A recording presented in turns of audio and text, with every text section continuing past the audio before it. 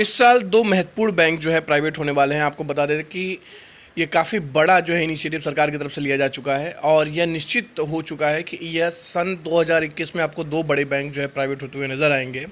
और नीति आयोग ने इसी साल प्राइवेट किए जाने वाले दो सरकारी बैंकों की फाइनल लिस्ट भी सरकार को सौंप दिया। इसकी घोषणा भी अगर आपको याद हो तो वित्त मंत्री श्री निर्मला सीतारमण जी ने इसकी घोषणा भी 2021-22 के बजट में कर दी थी, उस समय ही जब उन्होंने बजट पेश किया था। उसमें उन्होंने कहा था कि देश में एसबीआई जैसे बड़े बैंकों की ज़रूरत है। यानी अगर हम बात करें यहाँ पर कौन कौन से बैंक प्राइवेट होने वाले हैं, तो इसमें तो ये आप मान के चलिए कि उन्होंने उस समय एसबीआई को सपोर्ट किया था। यानी एसबीआई पे कोई भी किसी भी प्रकार का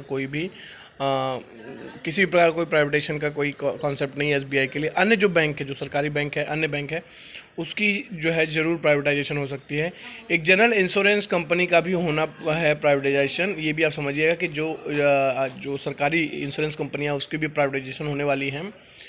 सरकार के थिंक टैंक नीति आयोग ने विनिवेशक पर बने सचिवों का कोर ग्रुप को उन दो बैंकों के नाम सौंप दिए हैं जिन्हें वित्त वर्ष में प्राइवेट किया जाना है। इस बात को आप समझें कि वो ऑलरेडी हो चुका है, डिसाइड हो चुका है, लेकिन अभी ये पब्लिक डोमेन में नहीं है कि कौन से हैं।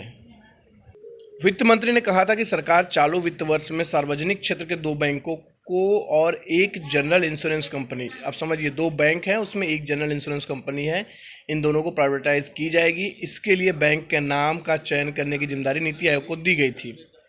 पीटीआई की खबर के मुताबिक नीति आयोग के अधिकारी ने जानकारी दी है कि हमने सचिवों की कोर ग्रुप के बैंकों के नाम पर अंतिम सूची दे दी है। हालांकि अभी बैंकों के नाम सामने नहीं आए हैं और कैबिनेट सचिव के अध्यक्षता वाले सचिवों का कहना है कि इस सूची पर विचार करके मंजूरी से पहले ही अल्टरनेटिव मैकेनिज्म और उसके बाद कैबिनेट में के पास भेजा जाएगा। अल्टरनेटिव मैकेनिज्म के यहाँ पर समझिए कि जैसे कि अगर प्राइवेट करना है तो उसमें किस प्रोसेस को फॉलो किया जाएगा, किस तरीके से उसे प्राइवेट किया जाना है, क्या स्टेप्स लिए जाएंगे, वो जो है मैकेनिज्म उसको तैयार करने के बाद ही जो है भेजी जाएगी कैबिनेट के पास।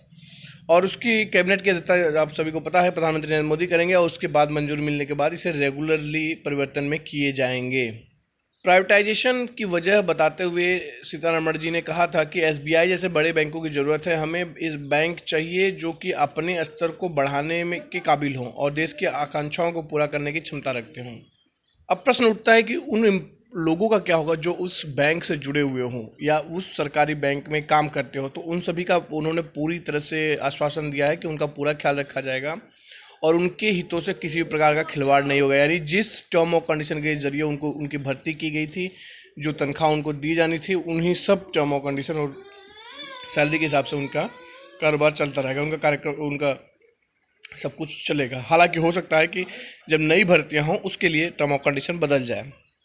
हाल ही में वित्त मंत्री ने बैंक के कर्मचारियों को भी भरोसा दिलाया था और वित्त मंत्री ने कहा कि प्राइवेटाइजेशन के दौरान कर्मचारियों को वेतन, पेंशन के और स्केल सभी का ध्यान रखा जाएगा। गौरतलब है कि सरकार चालू वित्त वर्ष में सरकारी कंपनियों और बीमा कंपनियों को प्राइवेट में 1.75 लाख करोड़ रुपये जुटाने का लक्ष्य भी रख दिया हुआ है। करीब इससे सरकार को जो फ़ायदा होने वाला है 1.75 लाख करोड़ रुपये का प्रॉफिट जो है मिनिमम होगा और वो बढ़ भी सकता है।